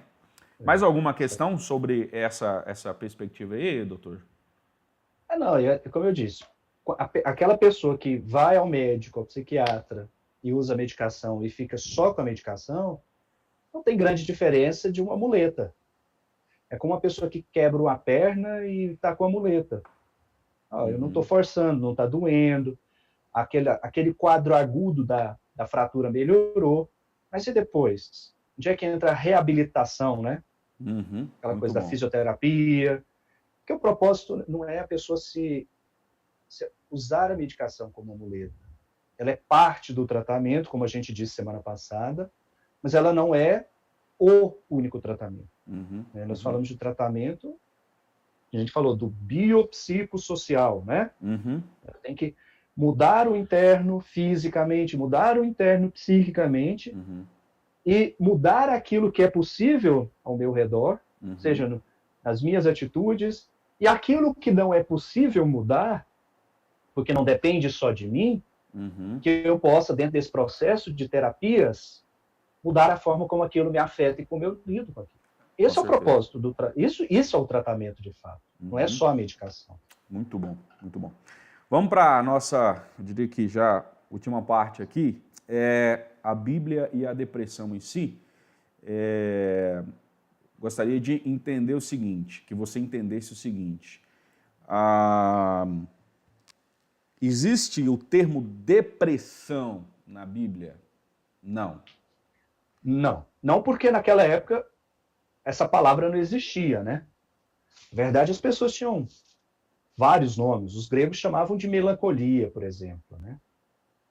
Tanto que tem um livro até interessante, né, de um professor lá salvo engano, da USP, né, que ele vai falar sobre a história da melancolia. E era assim que as pessoas acreditavam. Na Grécia, por exemplo, Hipócrates acreditava que tinha relação com os humores, né? Desequilíbrio moral dos líquidos do corpo, a bile, o sangue, né? Porque era algo que... O termo depressão é um termo relativamente novo, né? Uhum. Não é antigo, mas a palavra depressão, não. Mas é como eu disse, o que é que importa para quem está sofrendo? É o nome daquilo ou é o que ela está sentindo? Muito E a bem. Bíblia, né, como os hebreus, né, eles eram um povo muito pragmático, muito... até na forma de escrever. Então, quando a gente vai ver os relatos, eles não estão preocupados, a palavra de Deus não está preocupada em dar diagnóstico, ele está preocupado em mostrar o sofrimento daquela pessoa, que ela passou. Então, ela tende a ser mais descritivo, né? E a partir dessas descrições, a gente consegue, em alguns aspectos, até quase que diagnosticar a pessoa, né? Então, a gente tem que entender sobre esse aspecto, né? Exatamente. Agora, vamos fazer o seguinte, vamos usar alguns casos aqui, doutor. O senhor Elias, profeta Elias, vai no seu consultório. E ali ele vai te trazer alguns diagnósticos. Então, nós vamos ver se o nosso irmão Elias, que viu fogo descer do céu, que não passou pela morte, um homem de uma intimidade tremenda com o Senhor. Isso. Vai lá no seu gabinete, no seu escritório, né, no seu consultório, e aí ele diz o seguinte: doutor Paulo, é o seguinte, eu não quero falar com ninguém, eu tô me sentindo muito só, não perdi a fome, eu só quero dormir, eu acho que eu estou sozinho, eu me sinto absolutamente incapaz de continuar o trabalho que Deus me deu, eu acho que eu vou morrer mesmo, e na verdade é isso que eu quero é morrer porque não tem graça a vida, parece que tudo que eu fiz não valeu a pena, e eu estou aqui, não quero ver gente, não quero falar com ninguém, e eu estou aqui isolado, numa caverna, escura, eu não quero falar com ninguém, doutor, não quero falar com ninguém. Mas eu estou bem, estou tranquilo. O que o senhor diria para o profeta Elias? Ele está precisando de ser curado, ele está em depressão, já tem mais de 30 dias que ele está aí caminhando no deserto, passando por esse processo todo. O irmão Elias está com depressão ou não? Era um quadro depressivo, né? Mesmo? Mas Elias, moço, o Elias, o cara que desceu fogo do céu. Ele está vivo até hoje. Você perguntar, pedir para Deus conversar pessoalmente com ele, quem sabe Deus não permite, né? Ele pode contar testemunho, né? Testemunho dele. Porque morto ele não está. Mas eu uso muito o exemplo de Elias, né, no consultório. Assim, olha, se fosse por falta de fé, o exemplo de Elias cai por terra. Porque Elias teve uma caminhada com Deus tão íntima que Deus o poupou da morte. Um privilégio para pouquíssimos, né? Para poucos dois até agora. Né? Então, e ainda assim, Elias clamou, pediu para morrer. Ele não queria comer, ele se isolou, ele remoía culpa, medo, sofrimento, né? E assim, teve a oportunidade de ter um psiquiatra chamado Yahvé, né? Melhor que o senhor, né? Muito. E assim, o remédio de Deus não foi muito fácil, não. Deus só falou, você come que você vai andar, né? Então, assim... Engraçado esse processo, né? O cara tá incapaz de comer. Você vê que o anjo vem, dá comida para ele e fala, vamos, meu filho, levanta, come. Essa ideia da força de estar... Né? E o conforto, né? E o conforto, porque imagina né? assim, o conforto, porque eu imagino a cena, o anjo não deve ter chegado e feito aviãozinho à força. Imagino que o anjo tenha consolado de fato. De fato, né? Interessante. Então é muito interessante esse aspecto, né? Elias tem claros sinais de um quadro de depressão. Isso depois de presenciar a glória de Deus se manifestando diante dos profetas. Então, antes e depois disso, o ministério de Elias foi muito frutífero. E isso não afetou a visão que Deus tinha dele. Esse momento de adoecimento, né? Fantástico. Eu acho que isso aí pode quebrar muitos paradigmas, né? E olhando para a vida de homens como Jó, Moisés, Davi, Asaf, todos eles tiveram momentos difíceis. E o próprio Jesus, né, passou por um processo de uma angústia terrível. Esse momento, essa tristeza de Jesus, é uma tristeza comum? É uma tristeza, foi uma tristeza normal? Como é que o senhor avalia esse sofrimento de Jesus ali, de suar sangue, momento terrível? Aquele fenômeno, né, só para começar do fim, um fenômeno de transpirar sangue, na medicina a gente tem, o nome se chama hematidrose. Médico fala grego, então você entendeu muito bem o que eu quis dizer. Hemate, de hematos, sangue, e drose, de transpiração mesmo. Então, o termo técnico ele já diz o que aqui veio. E isso, a hematidrose, ela é um fenômeno raríssimo, que poucos relatos nós temos na medicina. O médico tem mania de ver uma coisa rara e publicar. E o que se percebe? Avaliando pessoas que passam por hematidrose. E a hematidrose pode ser transpiração, lacrimejamento de sangue, enfim. É um fenômeno que acontece em função de altíssimos níveis de cortisol, que é um hormônio que o nosso corpo produz. Em situações elevadas, em casos de tumores da glândula que produz, ou em intenso estresse. Uau! Então, é um estresse tão intenso que a maioria de nós sequer vai passar.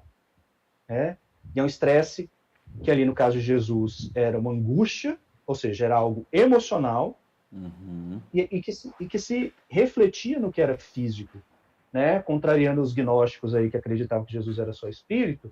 Espírito não sua sangue, Espírito não tem sangue, então nós temos um quadro de estresse agudo intenso, porque Jesus, tanto é que qual é a oração de Jesus ali naquele momento, Se for possível, alivia, passa de mim. Alivia, passa de mim. Então, assim, é o sofrimento sabendo do que viria. Não deixa de ser uma apreensão ansiosa. Porque Jesus foi tão homem quanto nós somos, ao contrário que a gente estava dizendo antes da live, a gente tende a romantizar demais os relatos bíblicos, as pessoas que são nos apresentadas na Bíblia, parece que eles estão num nível muito acima de nós. E Davi, eu não, embora em alguns momentos eu fale parece bipolar, porque tem hora que está eufórico e pode tudo, e tem hora que não dá conta de nada, Eu vejo Davi mais como ele era poeta, já começa por aí. Poeta, ele é mais sensível, ele é mais melancólico, mais intenso, ele é mais intenso, na alegria e na tristeza.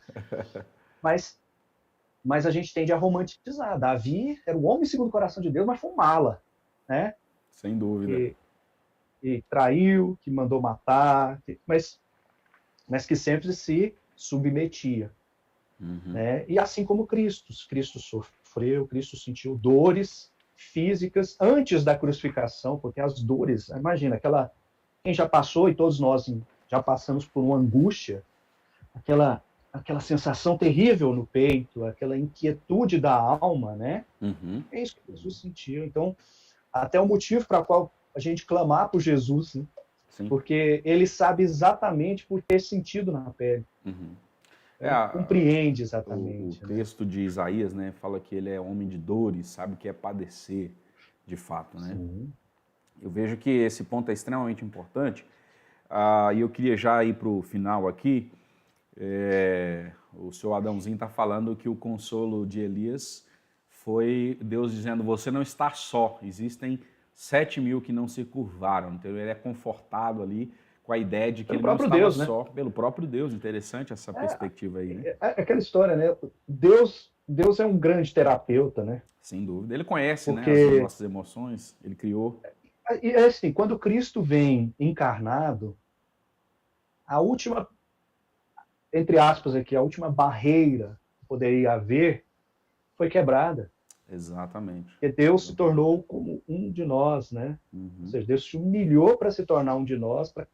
E assim, agora, Cristo fala com toda a propriedade, não como um Deus que nos conhece perfeitamente, mas como um Deus que padeceu como nós, né, de forma integral, né, Uhum. como nós sofremos. Inclusive, a pior dos sofrimentos físicos que a carne pode ter, que é a morte. Sim. Né? Então, ele consola Jó, e ele consola Jó de uma forma que nós, às vezes, não entendemos. Né? Uhum. Que nossa mentalidade ocidental de, sei lá, 4.000 anos ou mais depois de Jó, mas Jó procura Deus e Deus não dá motivo para o sofrimento dele. Aliás, né, como a gente costuma dizer lá na escola dominical, as nossas aulas de Jó, Jó sequer fica sabendo por que ele está sofrendo. Porque a gente tem uma necessidade de entender, né, por que eu estou sofrendo. Deus sequer dá uma motivação. Fala assim, olha, é o seguinte, eu vou te mostrar aqui que você sequer tem condições de me perguntar por que você está sofrendo. Por que você está sofrendo? Então, Deus faz questões a Jó, e no final Jó se coloca no seu lugar. O consolo de Deus para Jó foi fazer perceber que Deus é Deus. Que ele tinha um redentor, na verdade, né? Que ele não era o seu próprio redentor. Né? Aquele versículo de Jó profético, né? Mais de 2.000 anos antes de Cristo nascer ali, provavelmente. Eu sei que o meu Redentor vive. Exatamente. Aquilo é espetacular, né? E Jó não teve, imagino eu, não dá para dizer que Jó teve um quadro de depressão, embora ele tenha Jó teve um luto muito profundo. O quadro de Jó é um luto, né? Terrível. Mas isso é um sofrimento grave e pesado, também. Né? Sim, sem minimizar o luto. O luto é uma dor terrível. Exatamente. Que pode vir, como a gente falou semana passada, a evoluir para uma depressão, se não adequadamente. Talvez se Deus não tivesse tratado ele, né? Talvez. Tivesse colocado... A terapia de Deus é colocar a gente no lugar. Exatamente. Eu acho que essa agora, para a última parte, tem a ver com essa característica, inclusive com a participação aqui da Suelen Bringel, que diz que, perguntando se o autoconhecimento seria uma forma de prevenção, que já indo para o processo de prevenção e até mesmo de tratamento em si, né? Eu queria dar algumas questões aqui, e já pegando como gancho essa perspectiva aí. Primeira coisa, eu gostaria de convidar você, se você passa por um processo depressivo, um processo triste, ou para que você não vá para esse processo de uma depressão mais grave, eu queria que você começasse a olhar para Deus como consolador. É extremamente importante. Lá a gente tem em 2 Coríntios capítulo 1, versículo 3, mostrando Deus como consolador. A ideia de que nós não estamos só, de que Deus ele é aquele que nos consola. Inclusive, esse foi o tratamento de Deus para Jó, né? Mostrando que ele é o consolador. Então, acho que é extremamente importante. Uma outra coisa que eu diria que é, sem dúvida nenhuma, prevenção e tratamento para um processo de cosmovisão, de tratamento depressivo, é o resgate da verdade do Evangelho. Não como um ruído branco, aquele ruído que a gente acostuma. A gente acostuma, né, doutor, escutar que Jesus morreu por nós, mas a gente precisa trazer isso para a realidade da vida, para todo dia, né? Uma outra coisa que eu gostaria de dizer para você, comece a aplicar a Bíblia. Você tem que se perguntar o que tem a ver o texto que você leu com o seu dia a dia. O que você vai mudar a partir daquilo que você leu. A gente tem a mania de ler as escrituras e jogar a escritura como se ela não fosse para nós, mas aplica a palavra.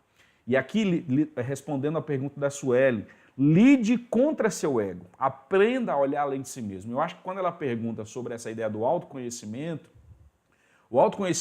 e aqui eu não estou usando o que às vezes a psicologia vai definir como a ideia de conheça a si mesmo para encontrar felicidade. Eu penso diferente. Eu creio que você precisa primeiro conhecer a Deus para conhecer você. Quando você conhece a Deus, você percebe seu pecado, a sua fragilidade, a sua incapacidade, você passa a depender de Deus. Conhecer você no sentido de se perceber como idólatra, como pecador, alguém que necessita de um resgatador, alguém que necessita de uma transformação, alguém que necessita de uma transformação na cosmovisão, de olhar para além de nós mesmos, olhar para além do nosso próprio umbigo, né? E eu diria, então, você precisa rever o conceito da graça de Deus, da lei de Deus, porque você pode tanto ser um moralista triste, que acha que é o pior pecador e que Deus não tem como te amar porque você nunca faz o que Deus quer, quanto um moralista feliz que acha que Deus tem que te amar, porque afinal de contas, um cara como você, uma pessoa como você, não é fácil. E a igreja todo domingo é até dizimista. Então, nenhum nem outro. Nós precisamos olhar para a graça de Deus, mas ao mesmo tempo como essa graça nos leva à vida de santidade, de uma vida de transformação, de luta. Ainda que eu não consiga, em muitos momentos, cumprir o que Deus quer, eu posso recomeçar em Jesus Cristo. Acho que nesse sentido, rever o conceito de culpa, né? O Senhor Jesus nos levou sobre nós a culpa do pecado e parar de se martirizar por não conseguir, por errar, por fazer e tal. Em Cristo, recomece, não carregue a bagagem da culpa e também reveja o conceito de satisfação. Não há satisfação, você foi criado para ter satisfação na glória de Deus em Cristo. Nada além disso suprirá a você. Então, o que falta em você e em mim é exatamente isso e nada preenche. É como uma gota no oceano. Então, qualquer coisa que a gente tente suprir o que a nossa alma foi criada para ter, que é a glória de Deus, é ineficiente. Então, reveja o ponto de satisfação. Essa aqui é a minha dica pastoral para você, né, para você lidar com a depressão, para você prevenir a depressão, e eu tenho certeza que Deus vai, como a Aline falou, tirar você do uso das muletas, né, da medicação constante. Então, acho que é extremamente importante. Queria que o doutor desse aí também a sua perspectiva de atitudes, de como lidar com a depressão em si e com a prevenção, tanto à luz aí da sua cosmovisão bíblica, quanto à luz da sua cosmovisão clínica também. Depois que o senhor falou, eu já ia falar, pode impetrar a bênção aí, tá, né? Tranquilo. Mas assim, é isso, porque senão a gente começa a usar a perspectiva da cosmovisão cristã, né? Aquela história, a gente fala cosmovisão, às vezes tem alguém que está nos assistindo, nunca ouviu essa palavra, né? Cosmovisão vamos dizer assim, seria, entre aspas, aqui, a filosofia de vida cristã. Visão de mundo. Quando eu digo filosofia de vida, eu estou dizendo a moda oriental, ou seja, indissociável o que eu creio e o que eu faço, e o que eu vivo. Então, a cosmovisão cristã diz o seguinte: não tem como a gente separar corpo e espírito. Então, se a gente olha só para a depressão como algo material, ou seja, desse corpo, eu vou tratar com terapia, com medicamentos, que vão ter o seu papel, podem me restaurar por completo. Em que sentido? Dentro das minhas expectativas materiais e físicas. Mas como cristão, é impossível a gente separar o que é físico do que é espiritual. Uhum. Então, se a gente não separa, a gente tem que pensar, poxa, o tratamento ele vai passar por aquilo que é físico e o mental e o que é espiritual. E aí, né, como a Suelen, que é, né, a minha senhora patroa, perguntou, justamente passa por isso, né? Que é o autoconhecimento enquanto material, ou seja, quando eu digo material, quero dizer essa natureza humana, física, né, terrena, ela vai trazer transformações, ela pode mudar caráter no sentido de eu conseguir dizer não quando eu quiser dizer não, de eu me posicionar, ser mais assertivo diante de determinadas situações, de eu ficar menos ansioso, mudando a forma como eu penso diante daquela situação. Mas o autoconhecimento dentro da visão cristã, ele é inseparável daquilo que Deus diz que nós somos. Porque se o manual que o Criador nos deixou nos diz que nós somos miseráveis pecadores e que precisamos desesperadamente da graça. Então não tem como eu fingir que isso não existe. E o autoconhecimento pleno, ele vai passar por isso. Não é só terapia, medicamento, experiência, amadurecimento. Se a gente não buscar na palavra de Deus a mudança por completo, tudo vai virar muleta, porque eu estou olhando só para esse templo, eu não estou usando para o templo, né? Porque aí a gente olha para o corpo, não como o corpo, como um templo do espírito. E assim, tem aquela frase, né? Eu gosto muito dessa frase, que é a frase do Fyodor Dostoiévski, né? que diz que existe no coração do homem um vazio que é do tamanho de Deus. Uhum. Esse vazio não, remédio não vai tirar, Uhum. esse vazio terapia não vai tirar. Uhum. Ele vai tirar o vazio da depressão, ele vai tirar o vazio da angústia, com Uhum. tratamentos, mas tem vazios que são muito mais profundos, Uhum. que só a graça e o consolo do Espírito Santo nos nossos corações eles podem preencher. Senão a gente vai preencher com tudo, inclusive com remédio. Uhum. Uhum. Uhum. E a gente tem que preencher com as coisas certas, a medicação como parte da ação de Deus, a terapia como parte da ação de Deus, e não como uma ação isolada. Uhum. Então, assim, esse é um passo essencial, eu vejo isso, converso sempre com minha esposa, eu falo sobre isso. Né? A gente se conhecer é algo muito importante, porque a partir do momento que a gente se compreende, a gente começa a perceber quais são as situações que nos afetam mais. Exatamente. Então, nesse sentido, o autoconhecimento é importante para, poxa, isso aqui é algo que me faz sofrer, e a partir daí eu consigo mudar isso ou eu preciso de ajuda? Muito Porque bom. Muito bom. Se for algo que a partir da percepção eu consigo lidar, Uhum. basta me comprometer. Agora, se for algo que sozinho eu não consigo, eu vou procurar ajuda, de modo que eu modifique a forma como eu lido com aquilo e como aquilo me afeta. Uhum. Mas o mais importante, né, o caráter no sentido de essência, né, só o Espírito Santo. Então, muito bom.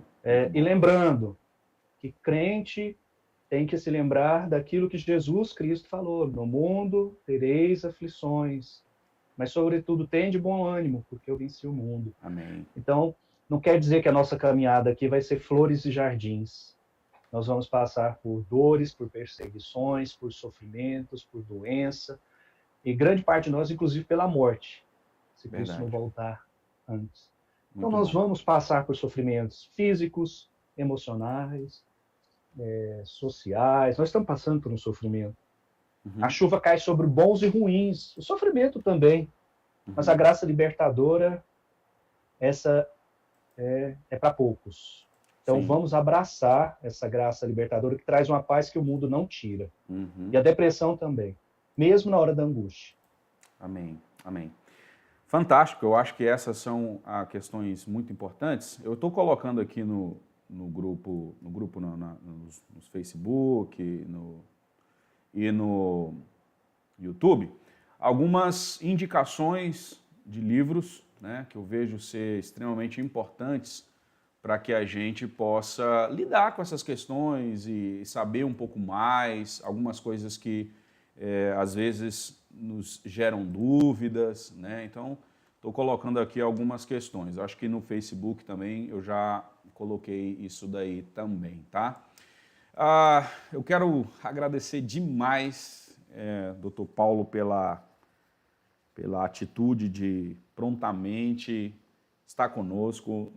Doutor, o senhor pode ter certeza que essa conversa nossa aqui vai abençoar pessoas Amém. assim grandemente, talvez mais do que nós mesmos imaginemos, né? Então eu quero agradecer Amém. assim muito mesmo, agradecer a você que nos ouve, né, por estar aí, aguentar 1h30 de conversa, não é brinquedo não.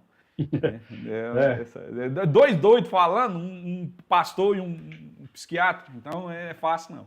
Só a graça mesmo. Eu tomei meu remedinho hoje cedo. Beleza, eu também já tomei o meu, então... O senhor falou que eu tenho que tomar 2 vezes no dia, agora enrolou. Por isso que eu pareço normal, sabe?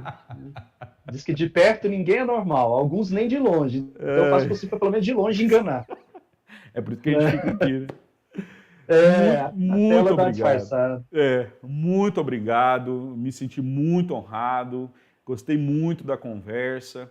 Creio que as pessoas que nos acompanharam e outras que nos acompanharão também foram muito edificadas. Obrigado a todo mundo, a Suelen aí, que está dando o seu feedback, né? Patroa sempre tá ligado para ver se a gente fala besteira para depois bater na gente. Exato. Ou não é? Exatamente. Passou o dia dos namorados, agora... agora tá ali, né? Ganhou o que queria. Volta ao papel de chefe. Que Deus abençoe mesmo, tá? E que Deus abençoe você, que talvez tenha alguém, ou você mesmo, que está passando por um processo depressivo, um processo de angústia, de ansiedade. Procure ajuda, né? Não fica sofrendo sozinho, não. Se você quiser, o doutor está está à sua disposição. Ele atende pelo IPASO com a primeira consulta, tem que pagar. Não, mas Como tá isso aí aí? é o seguinte, entra em contato. Sua agenda tá cheia, né? E com esse negócio de coronavírus, a gente teve que diminuir um monte, mas reajustar por causa da vigilância sanitária, então a coisa está meio tensa. Mas vai passar. Mas vale marcar, né? Vale se organizar aí. Estou à disposição, caso haja necessidade. É aquela história, né? Eu costumo dizer, pessoal, a gente fala por educação. Se precisar, eu estou aqui. Mas não é verdade. Mas eu desejo que não precise, né? Não, eu desejo que não precise. Mas se precisar, saiba que eu estou aqui. Aquela história. De médico, na vida, por exemplo, da mulher, já basta o ginecologista, que ela não tem como evitar, né? Havendo necessidade, saber que pode contar comigo, né? Eu estou à disposição. E temos bons profissionais. Em Goiás, nós temos excelentes profissionais na psiquiatria. Tenho muitos amigos, inclusive muitos irmãos psiquiatras presbiterianos, batistas. Então, assim, tem uma turma boa. Inclusive, lá na Clínica Ato tem mais um, né? Doutor. Nós temos lá o Henrique Cabral. O Henrique é presbítero lá da Bereia. Muito bom. O Henrique não é muito normal, não, mas é gente boa. Eu psiquiatra, falo que ele é o meu psiquiatra de plantão. Ele atende na sala ao lado. Eu falei, Henrique, o dia que o parafuso soltar, você sabe que eu sei que vai me socorrer. Você está aí do lado, né? Mas é um irmãozão, amigão. Queria mandar um abraço para todos lá da clínica que estão assistindo. Tem uma turma boa que está assistindo. Coisa boa, E é uma bênção, viu? Deus tem a me abençoar. Eu costumo dizer que Deus me abençoa muito mais do que eu abençoo os outros, sabe? Eu aprendo muito, eu cresço muito. Deus... Eu falei que, assim, Deus... Algumas pessoas falam, Deus te levantou no ministério, né, dentro da ministério. Eu falo assim, gente, Deus levantou o ministério para me abençoar. Os meus pacientes é que me abençoam. Aprendo muito, cresço muito. Às vezes a experiência daquela pessoa é terapêutica para mim também, muda a minha forma de lidar ou de enxergar. E sempre tendo essa perspectiva da palavra de Deus. Né? Deus usou até a mula, né? Eu costumo dizer isso para consolar a minha vida. Exatamente. É o meu consolo também. Doutor e meu irmão, muito obrigado. Né? A Vanessa falando aí que foi bênção. Para mim foi muito bom. Foi muito bom compartilhar essas questões, esclarecer muita coisa, que para mim também foi muito abençoador. Tá? Muito obrigado. Deus abençoe a todos. Tenha um domingo cheio da graça do Senhor, cheio da palavra. Preparem-se para o culto. No nosso caso aqui será online, nesse mesmo canal, tá? Às 19 horas. Então, tanto no Facebook quanto no YouTube, nesse canal, nesse mesmo link, provavelmente, você poderá participar conosco do culto. Aqui está bloqueado praticamente tudo, as igrejas se abriram-se, mas nós estamos tomando alguns cuidados e por isso faremos o culto aqui, online, tá? Muito obrigado a todo mundo. Vamos terminar com a oração. Eu vou orar agradecendo a Deus, pedindo a graça de Deus também sobre a vida do Dr. Paulo Henrique, pedindo alegria sobre a vida dele e sobre sua família também. Deus querido, obrigado pelo teu amor, por esse momento tão ímpar em conversarmos sobre um assunto tão complexo, mas tão desafiador, mas em ti buscarmos consolo, alegria e paz. Obrigado pela vida das pessoas que estão conosco, amigos, irmãos, que o Senhor continue a derramar a graça do Senhor. Aqueles que estão precisando de ajuda, Senhor, que nós possamos ser suportes, ou use pessoas ao lado dessas pessoas para que sejam suportes para eles também. Dê-nos sabedoria, abençoe, Pai amado, nosso irmão Paulo Henrique, juntamente com a sua família, sua esposa Suelen, seus filhos, guarda-os, anime seus corações, que fortifica-os no teu espírito, em nome do Senhor Jesus. Quero te agradecer grandemente por esse momento e que toda graça e glória seja dado ao Senhor. Em nome de Jesus. Amém. Amém. Amém. Deus abençoe. Muito obrigado. Que Deus derrame graça, alegria e crescimento a todos nós. Um abraço, Amém. Dr. Paulo. Um abraço, foi um prazer. Até a próxima. Até a próxima, se Deus quiser. Amém.